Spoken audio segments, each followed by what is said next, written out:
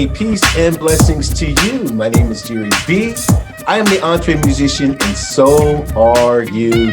And today, I usually say so is the brother on the left, but I have to say, wait a minute. This is the ultimate EntreMusician, or better words, this is an EntreMusician extraordinaire. This is Papa Lee, better known as William Hanford Lee Jr., also known as Papa Lee, doing everything. And I'm talking about absolutely everything: artist management, music production, TV, jingles, songs, you name it. You got to put Papa Lee on there. Brother, what's going on today, man? What's up, Jerry B? You're what's going on. Oh my goodness. I hope so. How you feeling? So.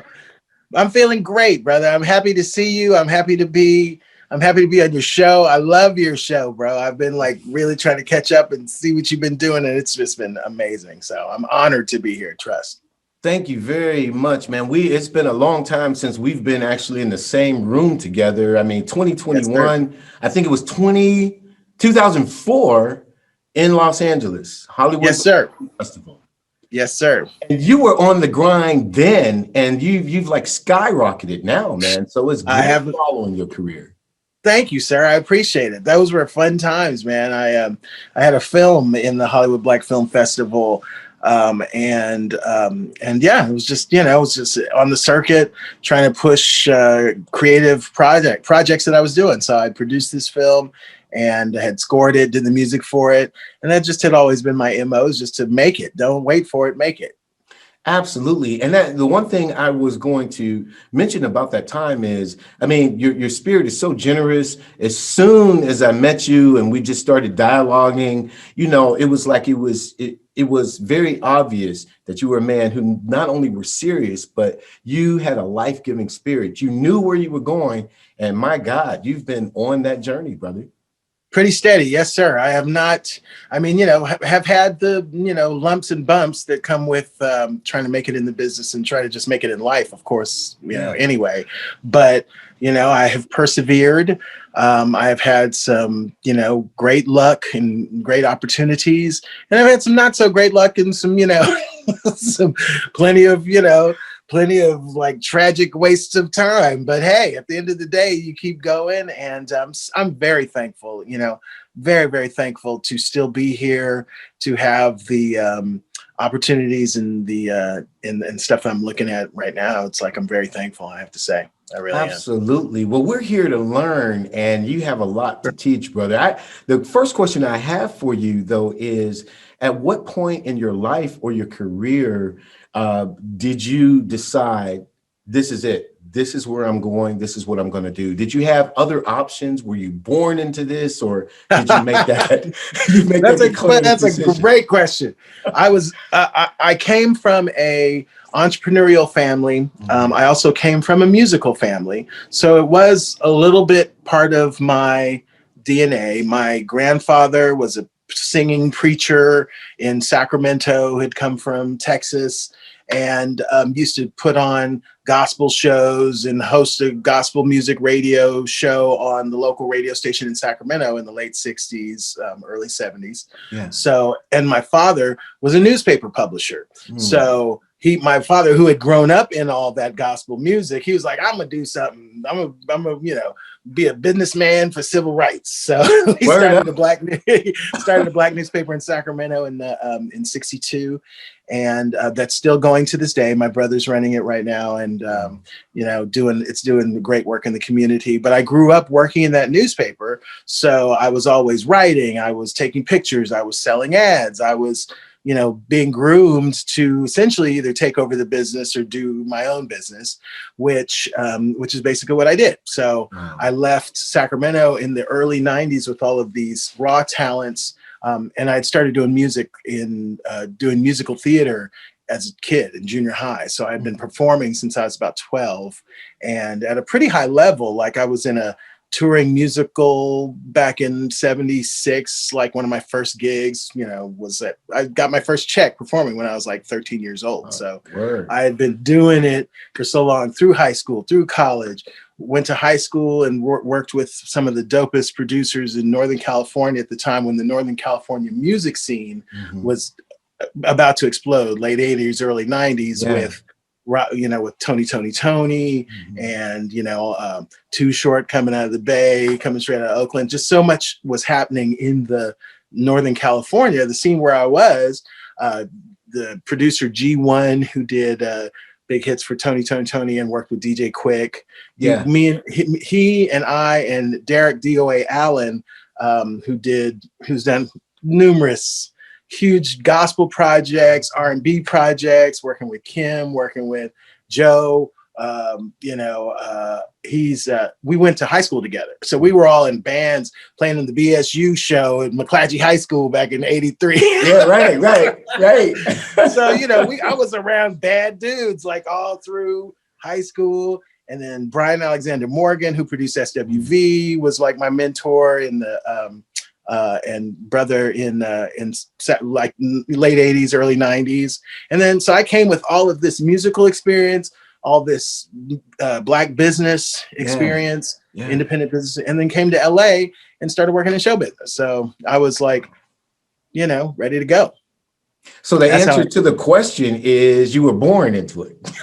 I guess so. You never made a decision. Yeah, I mean, like literally God puts his hand on you and says, hey, stand over here next to this person and see what they're doing, and stand over here underneath this person and pay attention. You know what I mean? Yeah. So, to a certain extent, I guess I was born into it. I know this is what I was born to do because there's no way I could have the stories that I have to tell. That's true.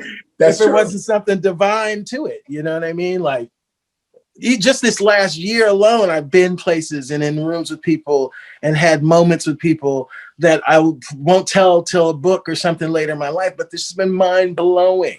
Yeah. Like mind blowing. I would never imagine, that I would be fill in the blank. You know what I mean? Absolutely. like seriously. So. Definitely. So you are of the mind that, God puts you in places where, like the newspaper, taking pictures, you did the graphic work for Samuel Goldwyn. So, the Wayans brothers and all that. All of your experiences have kind of lined you up to do what you do. Right. To do exactly what I do. Yeah. Like it is so peculiar. Like, because like my music, my life is music and comedy. So I literally give those equal footing in my life because they've both sustained me. You know what I mean? So I was producing a comedy competition in Sacramento back in 88, 89. That's when I first got into comedy and was working with, Mark Curry when he was still working at the supermarket in Oakland. Yeah. And Faison Love was, had just done Bebe's Kids, but we started doing shows together back in 88, 89.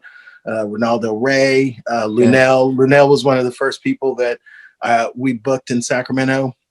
She hosted our one of our early comedy show competitions. Her and Hope Flood and what's her name?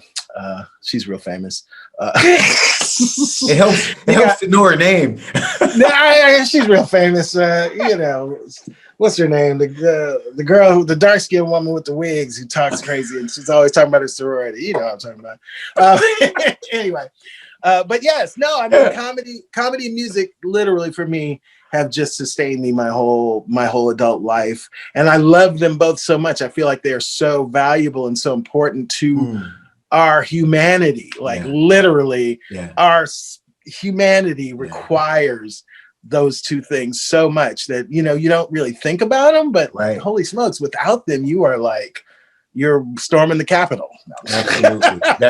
That's absolutely right. You have to have those pillars, music and comedy, on point. Now, is that how you were talking about Lunelle? You are her manager now, correct? I've been her manager for 15 years. Yes. I didn't know that. And I've been managing Lunelle for 15 years. Yeah. I wasn't aware. And she's one of my best people, best friends, she's like we are, loyal, hardest working woman in show business. She's a beast. You know what I mean? Yeah, so she is. So yeah, and I've produced her comedy CDs and some of her DVDs as well. And Yes. we're working on, we're working on TV projects together, which we have for the years, but it's just, it gets close and you get close and you get the yes, you get a few yeses, a few no's, but we haven't had the thing, but I feel like we're getting close. So That's yeah, excellent. 15 years. Mm-hmm. That's But our relationship goes back 30 years, like, pretty much 30 years. So since I was first starting promoting comedy, I started like in 88, and I feel like Lunelle and I started we hooked up in like 92 or so, 92, 93. Gotcha. Yeah. Well, that's really interesting. I was scoping YouTube and saw her wonderful interview with Shaka Khan, where she was guesting for DJ Vlad. Great interview, great in-depth questions, so that's real cool. Yeah, absolutely. It's a great world to be a part of, working with her for so long, you know what I mean? So, and because I have relationships in the industry and that I had from even before Lunelle, you know what I mean, that it makes sense, Yes. It absolutely makes sense. So yeah, she's doing really good. So I'm very thankful. That was part of what caused me to shift focus, because I literally fell in full-time music in about 90, 98, 99. Mm-hmm. I was transitioning I had a good freelance job working for a creative agency here in Los Angeles, after working at the WB, because I was at the WB when we were doing Wayans Brothers and Parenthood and stuff like that. Mm-hmm. And I just was kind of like, I felt like a little ceiling, the little corporate black ceiling for Hollywood. Plus the renaissance of black entertainment was pretty much at the end. Coming to, from what had happened, what we had in the early 90s, when it was just, we couldn't do no wrong. It was like, but like that had just, because Homeboys from Outer Space had come out, so we were pretty much done. And I was like, after Space, then that's it. After Homeboys went to outer space, I was like, oh, babe. Once I saw that it was coming, I was like, oh, it's the end. It's like that's the end. We've run out of ideas. Anyway, Mothership Connection. Man, yeah, and it wasn't that. It wasn't P-Funk, but it was just what is this? So yeah, you knew that was kind of hit its stride and done its thing. I felt like I hit kind of a corporate glass ceiling on the side of the industry that I was in. I wasn't in development. I was in, marketing and the branding of the shows. You know what I mean? So for what that was, I feel like, okay, that's about the most I can do. I love music. The digital era was upon us. Yeah, you could spend $4,000 or $5,000 and get a decent recording setup and do fairly high level work. For home, because I had been recording from home for the whole time. Mm-hmm. You know what I mean? I had the cassette 4-track, and then the cassette 8-track, and then the digital 8-track, and then the digital, then the MD. You know what I mean? I had like moved up. Right. But then all of a sudden it was like the computer. I can do the computer, and I know the computer. I've been working on computers my whole life. Mm-hmm. So, not my whole life, because they didn't have my whole life, but my adult life. I understand. We get it. So I said, "Oh, okay. Let me see how I can incorporate this digital into the thing." I mean, I worked in studios. I just had never been able to get my little cheap equipment to do what I knew here. What I knew could be done. Yeah. So as soon as I went digital, bro, I was able to start working. Like I literally, once my sound went from here to, I started working with, Tony Terry was like my neighbor in Sherman Oaks when I first lived out here, and he and I were collaborating on stuff. I was producing some stuff with him, and then Leona Lewis I started working with her when I met you. Like she was at the HBFF the same time I met you. Is that right? Wow. Yes, somebody brought her to me to kind of help with her development. But like around 99, once I went digital, it was like I was able to start working. I started getting trailers. I had some, connections and relationships with a lot of people in the industry on the marketing side. Yeah. So it was kind of like, hey, I'm doing music now. And they're like, hey, we'll try to do something for this. And let me try to do something for this. And I just would start getting little placements and things here and there. And it started making sense really quick. Yeah. You know what I mean? Yeah. And I wasn't that, you know, I still had a lot of development to do on my playing and my, I wasn't quite the guitar player that I am now. Not that I was, you know, Well, not that I'm anything special now. What's your formative instrument? I always My wanted to be a pianist. My main instrument is vocals, is mainly singing. Like I'm mainly a singer. Like I'm mainly my main one of like my, if I had 3 pillars of my career, singing as a performer, live performer, session singer, writing as a songwriter, producing as a producer. My main instrument on the production side is keys, but I also play guitar because I kind of dug in on guitar like mid 2006, 7, or no, maybe a little later than that, 2008 or so, just because I figured with the economy being so bleak when it was in like 08, 09, that I was like, okay, well, at least at the very minimum, I know that I can stand on a corner with this guitar and make a few bucks and sing. And I wasn't necessarily thinking that I was going to do that, but I wanted to at least people that I knew that could do that were cool. And there was something about that self-contained nature of being able to literally pick up the guitar and play half dozen, 20, 30 songs and sing, you know, that lent value to you as a person, as an artist, you know what I mean? So I said, well, if I'm serious about what I'm doing, I should at least be able to do that. So I can certainly do that. I can do that on guitar and piano pretty much equally right now. You know what I mean? But I'm a very mediocre. Go ahead. I'm sorry. But I'm a very mediocre musician. You know, the productions I've heard, I don't hear that at all. So like that one from, you know, that's too humble. Sometimes that's too humble, okay? Because that's not what I hear at all. And it's really interesting because, you know, the genre of music or the genres that you explore, man, I hear everything from George Clinton to Charlie Pride. I mean, hey now, you're just way across the spectrum. How did you?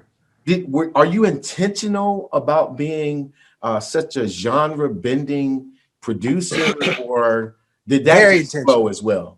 Very intentional. It's like I've never wanted to be in a box. I grew up loving and listening to all kinds of music. I remember sitting up with my grandpa watching Hee Haw, watching, you know, I mean, we you know, my grandpa loved country music, and he loved, you know, blues and rhythm and blues and all that. My dad loved all that music, and I just loved, you know, and classical and musical theater, legit stuff was part of my training in junior high and high school, you know what I mean? So I just didn't have the luxury. I didn't grow up having the luxury to be compartmentalized like that. You know what I mean? I think. Understood. But listen, though, you know, and this is where your story is very unique because of the fact that all of the artists that you've mentioned that you have worked with, you know, and even being able to work along the context of different record companies, they will say, this is what you do and no more. This is the box.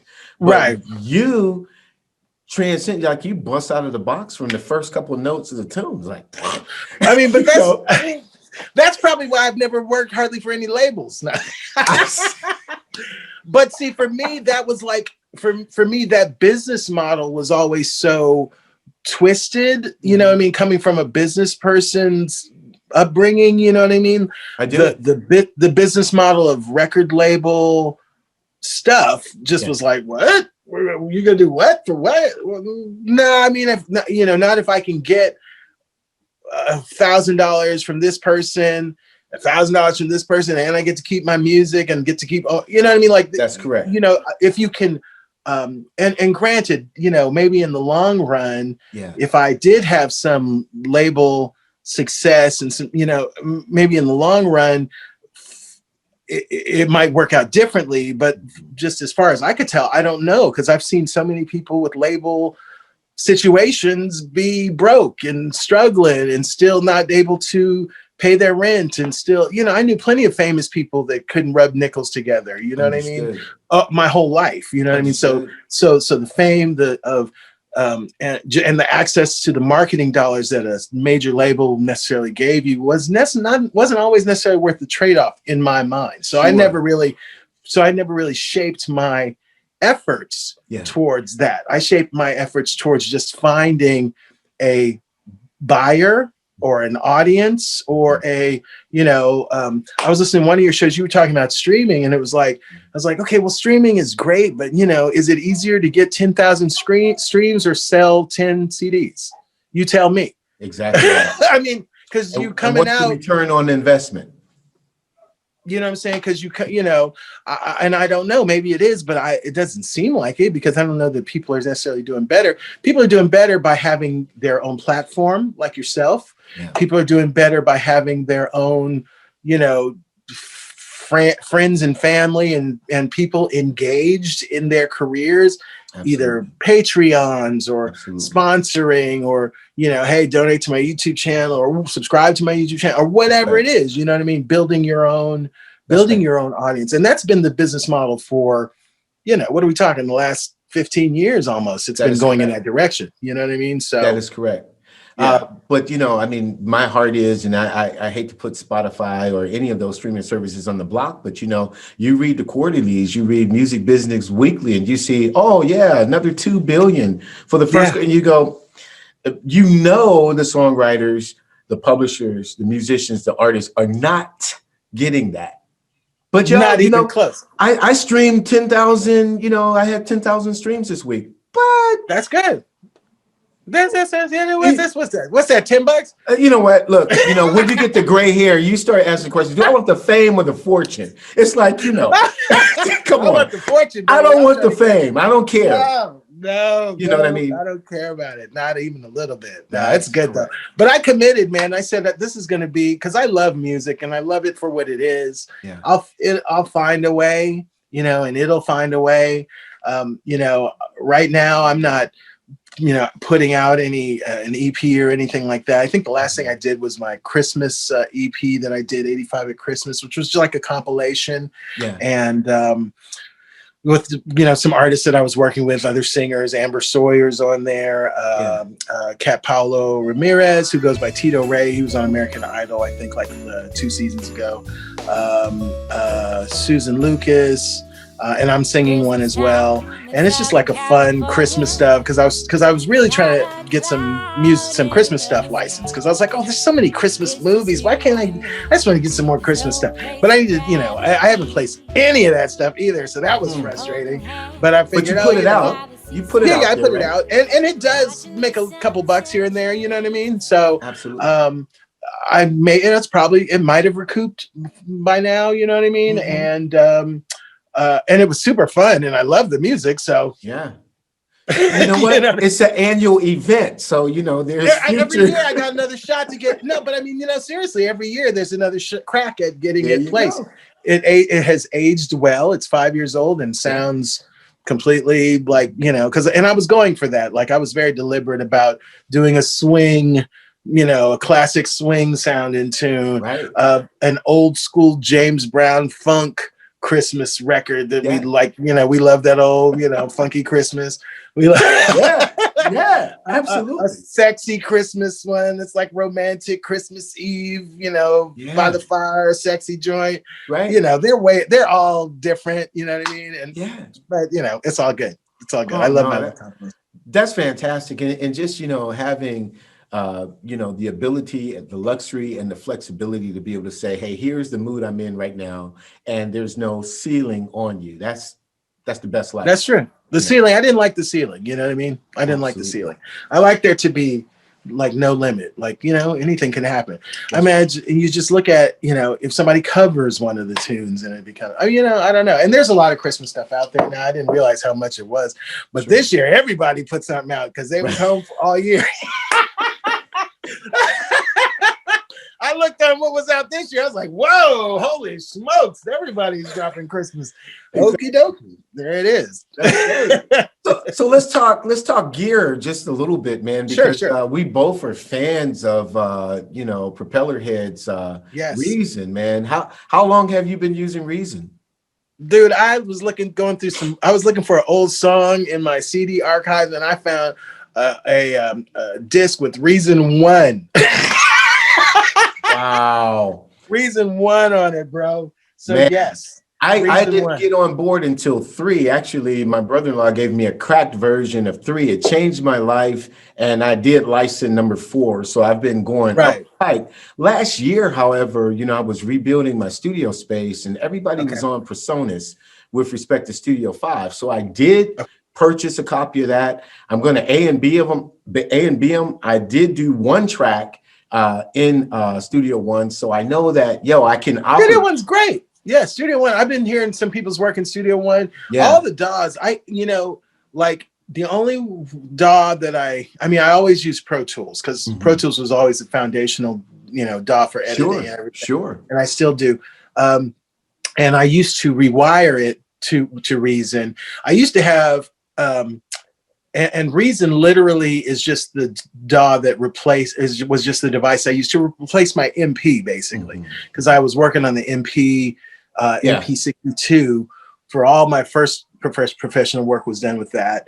And then when I found Reason, it was like, oh, okay, so I can get rid of my Planet Fat and all my rack mounted devices. Sure. Plus I had something that I could load samples into, and it would play them back. It was just Reason was great, man. I still love Reason. It's still probably Well, I see it open behind you, so I work on it every day, like literally.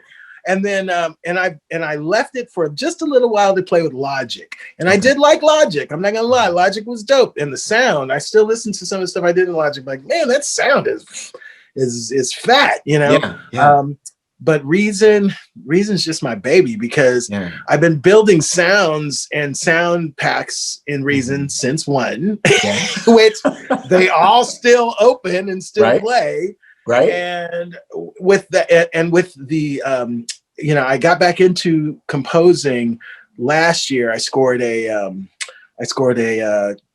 long short film, like kind of like a pilot project for somebody.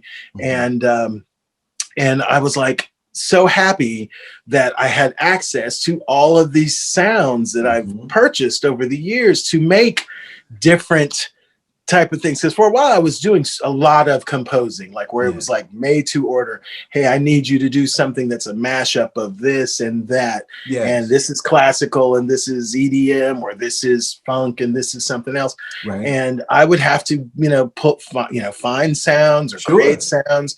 And, you build up that kind of sound library. You don't want to just dump it for something else. You know what I mean? Correct. That's correct. So I tried Logic for a little while, but then I came back to my baby, and she's doing really good right now. She plays these VSTs so good. Oh yeah. And she's so intuitive, man. It's almost like Reason. She intuitively thinks this is what Jerry wants to happen. But the beautiful thing about PreSonus was I could open up Reason right inside of it, no problem. It was just boom. Yes. So now you're using how are you using PreSonus with Reason? Were you using the new Reason as a VST? Yes.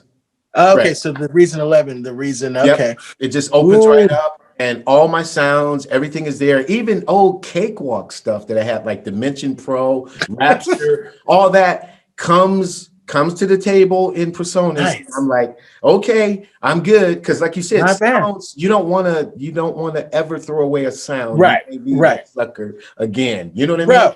Right, exactly. So, that has had me wanting to upgrade my Reason to the 11 with the VST capability. Definitely. I just. I felt like the DAW that I wanted to go to was Ableton because that's what so many of these young engineers that were here in LA were using. And I was just hearing that like, okay, Ableton does stuff and it does stuff workflow wise quickly that is like intuitive and makes a lot of sense. Plus I started DJing a couple of years ago. And because it's like, it's so much more like that, that I was really intrigued, but I don't know, right? I'm still Reason, man. Like I don't know, something about that process. I know. It's just I don't know. I don't know what it is. I don't know. It's nostalgic maybe at this point. Who knows? I don't know. They just did it. They did a good job, man. And the first, I had a song in like 20 minutes. And I'm not talking about samples and looping. I'm talking about, I was able to do something. You could play. Boom. It was just natural. there was an old demo file in like one of those early versions of Reason that was like some crazy jazz fusion Japanese titled thing. It was like jazz fusion, and it was so live sounding and dope and cold. And I was like, okay, if this program can do this crazy EDM trance stuff that I'm not interested in, but it's like, it does a good job at it. Right. And then also do this jazz fusion live sounding like I'm literally at the baked potato or something, listening to some friends of mine. Then what it can do what I needed to do. If it can do that, both of those extremes in on the spectrum, then it'll absolutely do what I need to do. And it has. It literally, you know, I have had, I mean, like, you know, when you ask it to go there, it'll go. If you just, you know, without thinking about it, it just you know, it's just like, so we're going to get off of this because, you know, propeller heads are not paying us to like shout. Neither one of us, not a nickel. And I'm not happy about it. So like, you know, let's not give them any more airtime, but I know, stuff. Right? The only thing that I would say, just to tag that off, is, and this goes for any company across the board, because I do watch some instructional videos depending on the software that I'm using. And I think that they can be a little bit more open-minded, as you said, for composers of jazz music or funk or R&B, because it's usually just rock, EDM, you know, rap, and it's just like, it's very static when they're teaching you how to mix. It's like, yo, you don't know this juice right here. You know, what am I trying to do here, and how can I learn? So we'll tag that off. You know, under advisement. That's what's up. Absolutely. But let me ask you, what has been your most rewarding experience in your career that you can point to, that one or two times where you can say, you know what, for all the challenges, this was worth it? Wow. Man, individual moments that were rewarding on the career side. I think I've really been, I think some of my highlights have been like, I landed a big national commercial for Dodge Ram a few years ago. And it was part of a whole thing with Tony Scott, who directed a reality thing woven into it. It just had a lot of different pieces and parts to it. It ran for 2 years. It was like, you would see it at every bowl game, I'd see it every time I was turn on something. I would be seeing this spot. And that was hugely rewarding. That felt like having a hit record. I'm not gonna lie. I'm not gonna lie. You know what I mean? I really, because it paid well. Yeah. It was all over the place, and it was just like, that felt pretty cool. You know what I mean? So that so far has been one of my career highlights on that front. I feel like it's been it's been so many, and I say that I haven't had anything go, to the moon, in my career, but I have literally been on the outer edges of the atmosphere, just kind of circling and looking and enjoying the view, like for so long. You know what I mean? I'm not gonna lie. It's like I can't deny it. It's been amazing. I'm really thankful to have had the success that I have had, even though it hasn't been, and to me, I feel like that might even be a testimony for somebody out there who sees maybe, the home run as being something that maybe they're too old for, not because you're not too old for it. You know what I mean? That's not the reality.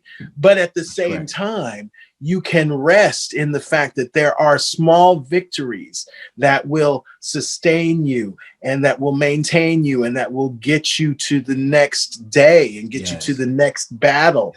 You know what I mean? And those little victories are, and that has been my career. My career has been little victory after little victory after little victory. And I'm super, super thankful for those little victories. I'm not even gonna lie. You know what I mean? Well, conversely, then, has there been a challenge that you said, this was my most challenging moment as I look back in the rearview mirror? What would my most challenging moment was, was after like '08 and the economy tanked.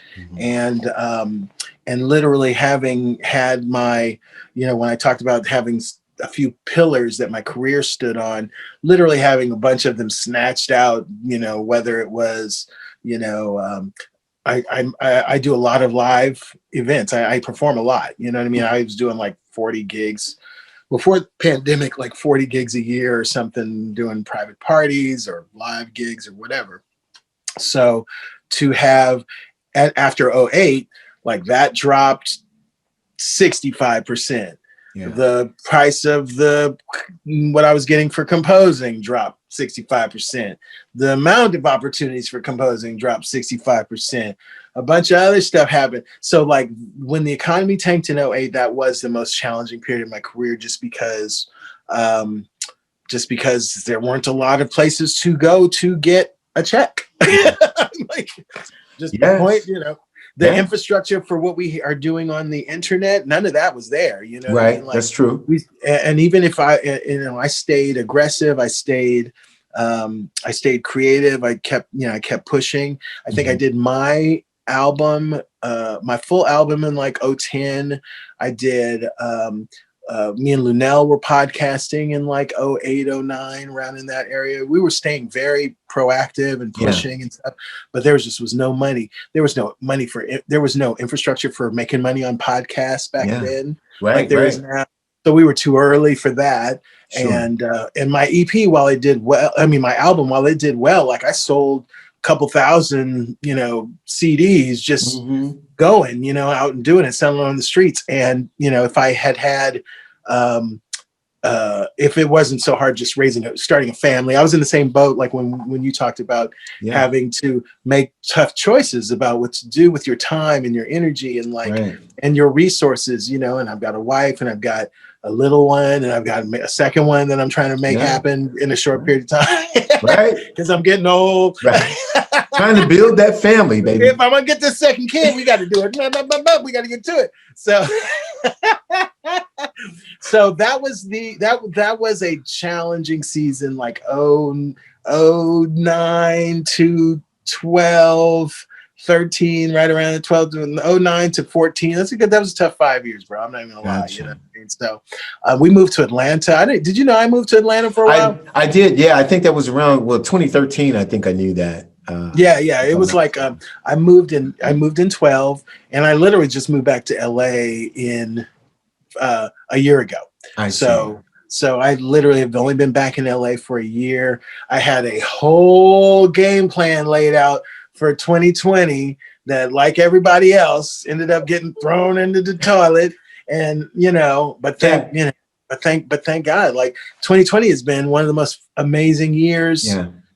And I add like the last part of last year too, because the last part of last year was off the chain. Like that's why we moved back to LA. It was like literally there was so much stuff going on that it was like there's no way we can stay in Atlanta. I got to come back to LA because this stuff is popping, Yes.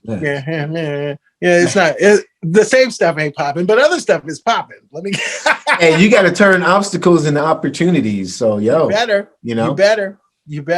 So it was great for me to move to Atlanta though, because that was a whole nother music scene that I was able to fall into with other producers and writers, and not a whole lot because I was still traveling a lot back and forth to LA, but man, soaking up the way that they produce out there, and some of how that trap is done, and how it's just like that was awesome. I had hooked up with some bad cats in Atlanta. Trust.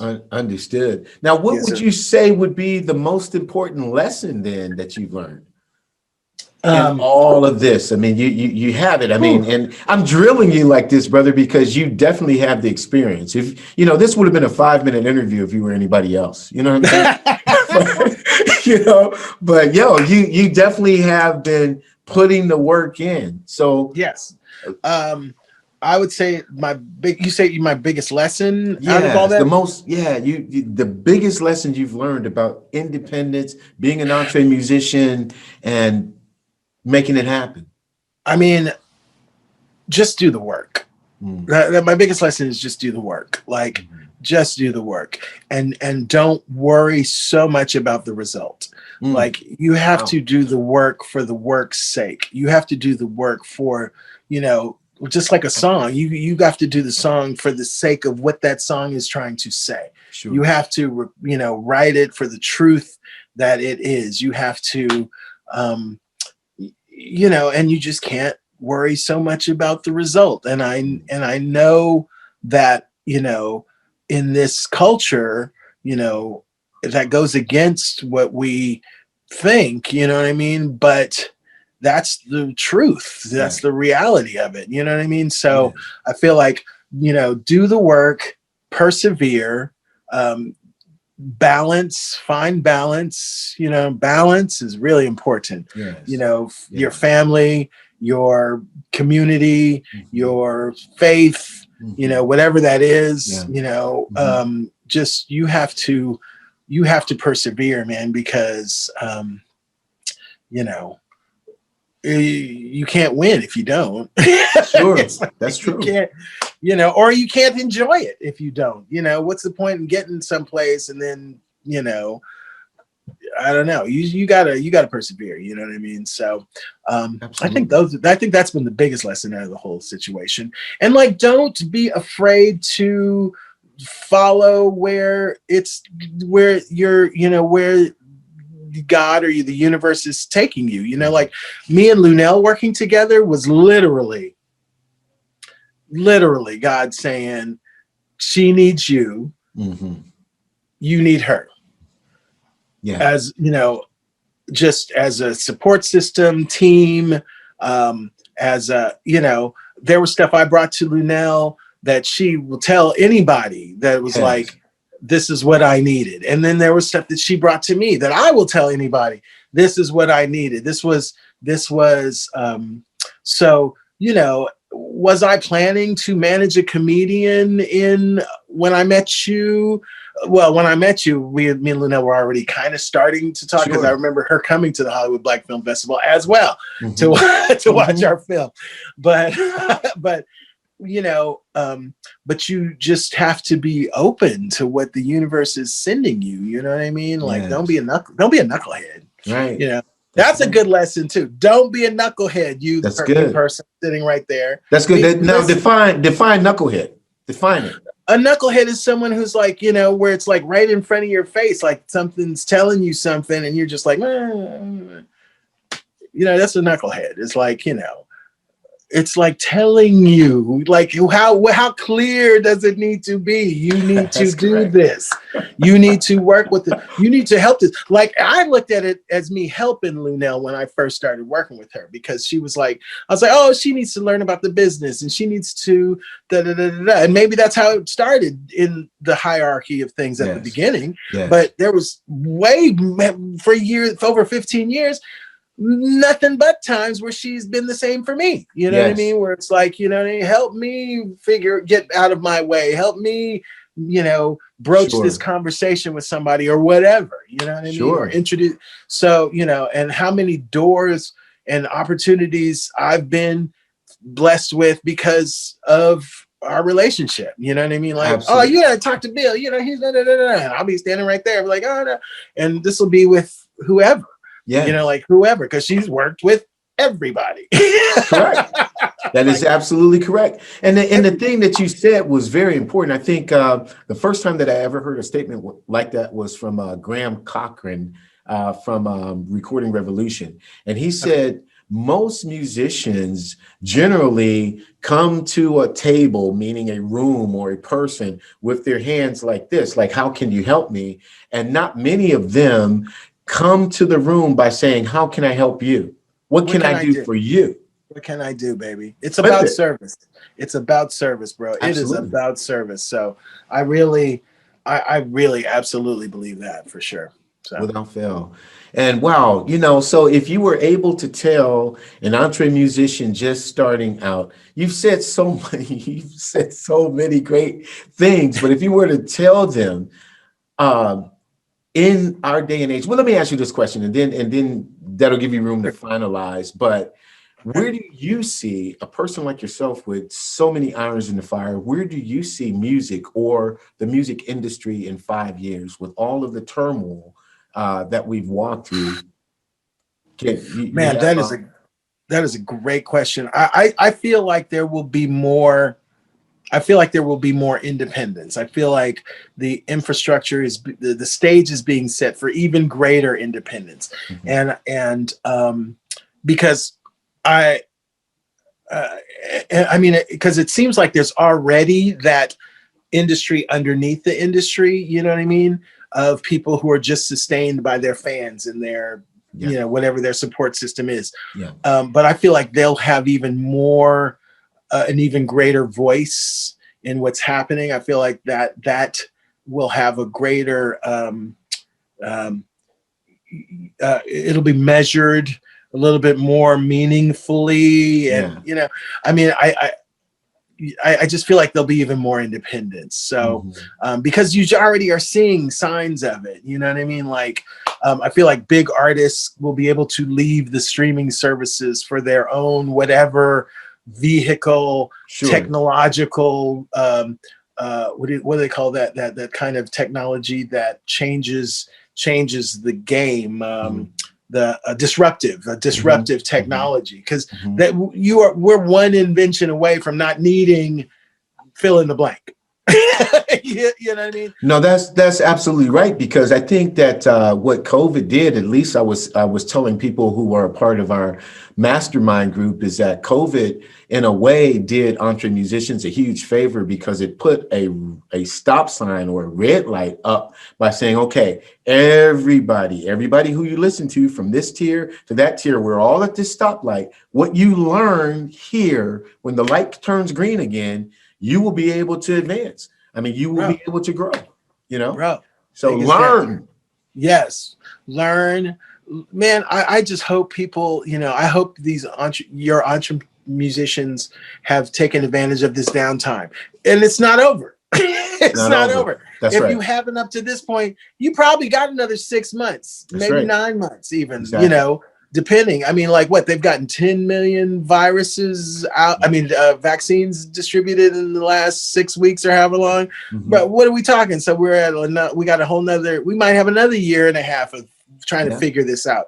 No telling. So start today at practicing or doing the skate, whatever. Do it. Start today.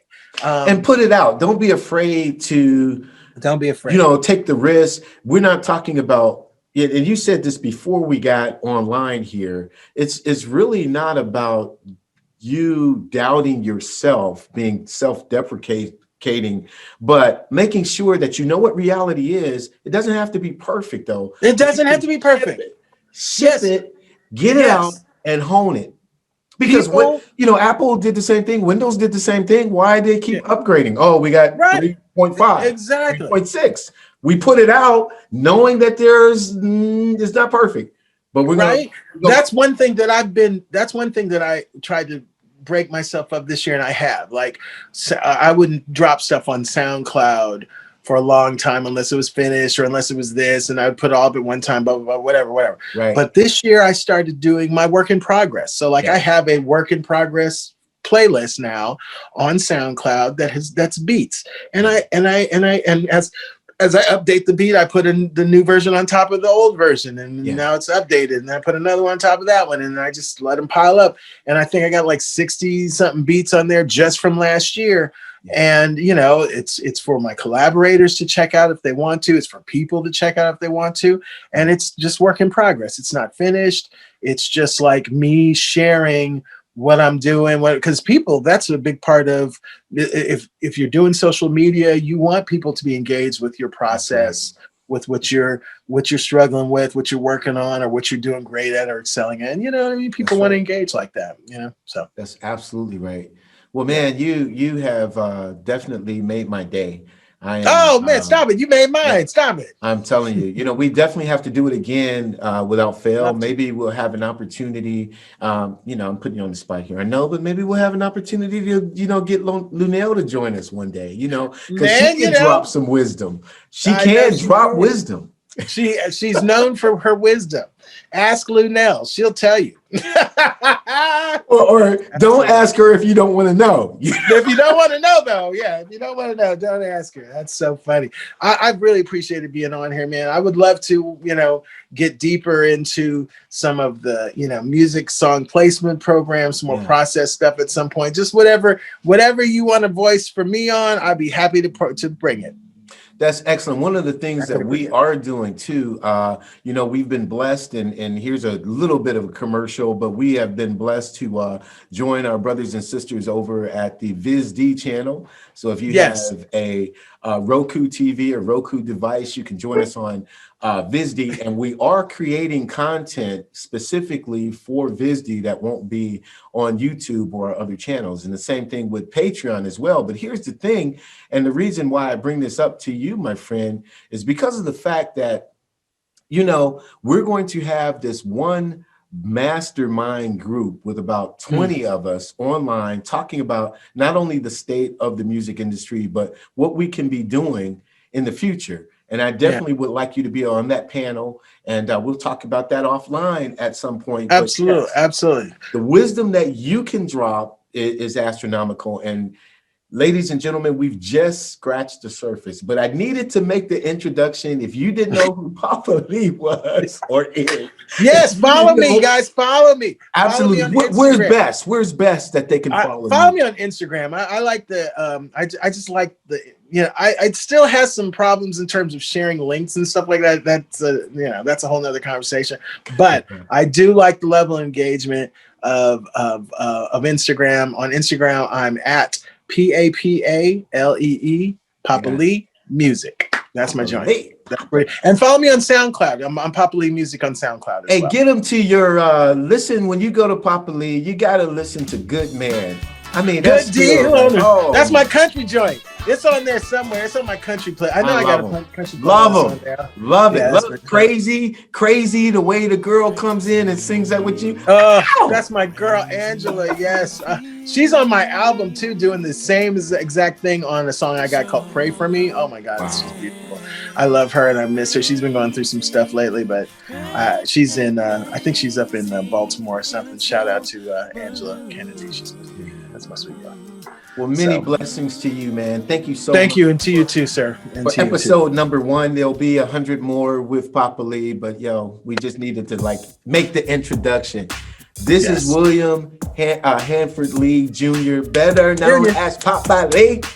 He's the dude. He's an EntreMusician. I'm an EntreMusician, but you know what? So are you. Peace and blessings to you, and we'll see you next time. God bless.